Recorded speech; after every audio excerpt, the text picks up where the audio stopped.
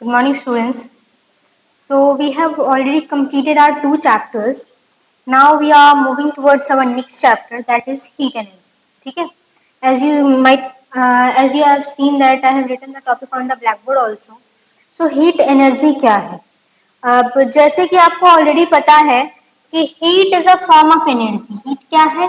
अगर मैं सबसे पहला पॉइंट यही लिख दूं आपका कि heat is a form of energy. ठीक है, क्या है ये? एक फॉर्म है एनर्जी का. लेकिन अगर मैं हीट की प्रॉपर डेफिनेशन चाहूं तो क्या होगी? डेफिनेशन तो ये है नहीं. क्यों? क्योंकि यहाँ पे तो इसने सीधे सीधे ये बता दिया कि हीट जो है वो एनर्जी का एक फॉर्म है ना. लेकिन हीट की प्रॉपर डेफिनेशन क्या होगी? लेट अस सी. तो पहले एंशियंट टाइम में हुआ क्या कि हीट की कई सारी डेफिनेशंस दी गई. पहले माना गया कि हीट क्या है? कैलोरिक है. कैलोरिक क्या होता है? कोई भी बॉडी जो एनर्जी गेन करती है. Body gains energy on heating of a fluid. तो इसको क्या मान लिया गया? इसको एनर्जी मान लिया गया. ठीक है, क्या मान लिया गया? इसको एनर्जी मान लिया गया एंशियंट टाइम में. आफ्टर दैट वेरियस एक्सपेरिमेंट्स हुए. ठीक है, तो सेकंड हमारा क्या हुआ? एक्सपेरिमेंट्स कंडक्ट किए गए. एक्सपेरिमेंट्स हमें क्या बताते गए? सबसे पहला जो आपको याद होगा, अपने सिस्टम में भी पढ़ा होगा कि when you used to rub 2 stones और उसमें से हीट प्रोड्यूस हुई, फिर लाइट प्रोड्यूस हुई, है ना. तो यहाँ से कुछ एग्जाम्पल आप लीजिए. और यहाँ पे मैं दूसरा पॉइंट लिख रही हूँ कि when two bodies rub against each other produces heat.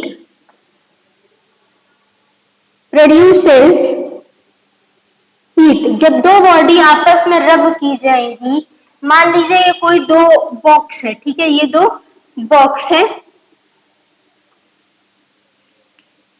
The first one is box A, the second one is box B. तो box A और box B जो है, अगर हम इसको आपस में रब करेंगे तो it is going to produce some of the other amount of heat, है ना. इसमें क्या होगा? इसमें एक तरीके का टेम्परेचर रेज होगा. क्लियर? टेम्परेचर जब रेज होगा that produces heat. तो हम यहाँ पे फाइनल डेफिनेशन क्या लिख सकते हैं? The rising of the temperature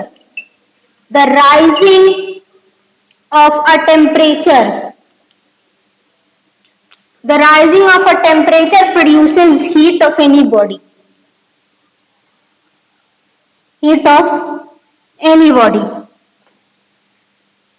और इसका सीधा सीधा एग्जांपल आप क्या ले सकते हैं? Just consider 2 seasons. First is your winter season and the second is your summer season. Consider both the situations. ठीक है, and both the seasons, दोनों सीजन्स को आपस में कंपेयर करिए. तो जो विंटर सीजन है, विंटर सीजन में टेम्परेचर जो है वेरी लो. तो उस टाइम पे क्या रहता है? आपका काफी ज्यादा मौसम जो है वो ठंडा रहता है. Where is when compare to summers में क्या होता है कि बहुत ज्यादा हीट रहता है because of sun rays, because of humidity and everything. तो टेम्परेचर हाई चला जाता है ना. तो टेम्परेचर रेज होगा तो हीट बढ़ेगी. Rising of temperature leads to the rising of heat. I hope this much is very clear to you all. 19th century, आपके बुक में यहाँ पे एक टर्म और दिया है कि 19th century में हुआ क्या कि आपके एक साइंटिस्ट थे या फिजिसिस्ट बोल लीजिए, scientist count Rumford and James Prescott joule. Count Rumford and James Prescott joule, ये 2 बहुत इंपॉर्टेंट टर्म है आपके चैप्टर का. ठीक है, इन्होंने क्या किया? इन्होंने ये बताया कि that heat is a form of thermal energy. ठीक है, हीट किसका फॉर्म है? थर्मल एनर्जी का. तो इनके हिसाब से हीट क्या हो गई? Thermal energy. Heat is thermal energy. तो हम इन्हीं के फॉर्मूले को लेकर के अभी तक हम चल रहे हैं और हम यही मानते हैं that heat is a form of thermal energy. I hope the topics are clear to you all. अब जैसे यहाँ पे आपकी बुक में कुछ एग्जाम्पल दिया हुआ है कि जैसे इलेक्ट्रिक आयरन जो होता है आपका, उसमें क्या होता है कि इलेक्ट्रिकल एनर्जी को हम हीट एनर्जी में कन्वर्ट करते हैं। क्यों? जैसे कि हम उसको इलेक्ट्रिसिटी से कनेक्ट करते हैं, तो इलेक्ट्रिसिटी से कनेक्ट करने के बाद होता क्या है कि उसमें बेसिकली आपकी जो आयरन की नीचे प्लेट रहती है दैट गेट्स हीटेड, तो वहां पे इलेक्ट्रिसिटी से कनेक्ट करके वो हीट में कन्वर्ट किया गया, तो electrical energy is been converted into heat energy. ये था first example. Second example, winter season में यू रब योर हैंड, ठीक है, mechanical energy becomes converted into heat energy. अब देखिए हम जो भी वर्क करते हैं, ठीक है, for example I am speaking, I am writing, that all comes under mechanical energy. तो अगर मैं अपना हैंड भी रब कर रही हूँ तो दैट इज मैकेनिकल एनर्जी। तो हैंड रब करने से विंटर सीजन में होता क्या, इट प्रोड्यूसेस एनर्जी, तो mechanical energy is been converted again into heat energy और थर्मल एनर्जी। तो ये था बेसिकली आपका 2 एग्जांपल। थर्ड वन इज जब हम फ्यूल बर्न करते हैं तो फ्यूल में केमिकल्स यूज किए जाते हैं, ठीक है, there are some of the other chemicals which are being used in the fuel, तो chemical energy is been converted into heat energy, ठीक है। लास्ट एग्जांपल, स्टीम इंजन में क्या होता है कि कोल जो है वो बर्न होके हीट एनर्जी प्रोड्यूस करता है, ठीक है, कोयला जो है जब जलेगा तो वो हीट एनर्जी प्रोड्यूस करेगा। आई होप ये फर्स्ट पेज का इंट्रोडक्टरी सेक्शन आपका पूरा आपको क्लियर होगा। लास्ट पार्ट में आपका क्या दिया है कि जब हम किसी भी सब्सटेंस को हीट करते हैं तो उसके अंदर मॉलिक्यूल्स होते हैं।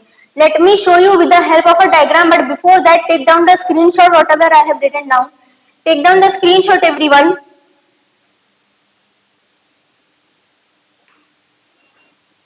I hope you have taken the screenshot. So I'll just erase the thing and I'm going to explain the next topic with the help of a diagram.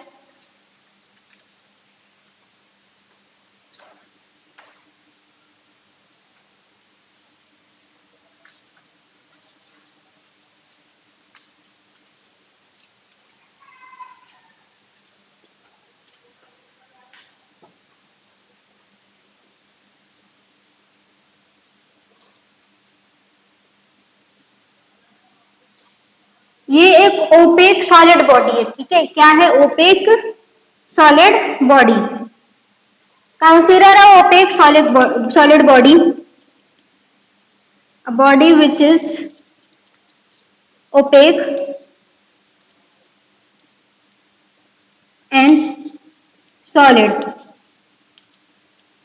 तो कोई भी बॉडी जो है अगर वो सॉलिड है तो इसमें मॉलिक्यूल्स जो हैं ये बहुत टाइटली पैक्ड रहते हैं, ठीक है, molecules are very tightly packed in this object, molecules are very tightly packed. Same ऐसे ही पूरा आपका ऐसे चलता है, इसी तरीके से ये पूरा पैक्ड रहेगा। क्लियर? नाउ आप करो क्या, स्टार्ट प्रोवाइडिंग सम हीट, ठीक है, start giving it some heat.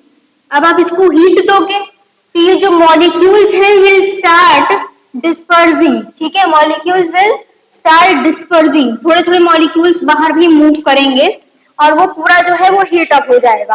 तो ये बेसिकली कहने का क्या मतलब है, कहने का सीधा सीधा मतलब ये है कि जो मॉलिक्यूल्स हैं वो आपके क्या करते हैं, वो बेसिकली जब मूव करेंगे तो उसमें हीट प्रोड्यूस होगी।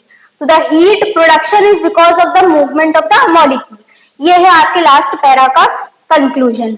आई hope the first page and the introductory section is very clear to you all, ठीक है। So we shall continue the next topic of the chapter in the next video. Thank you and have a nice day everyone.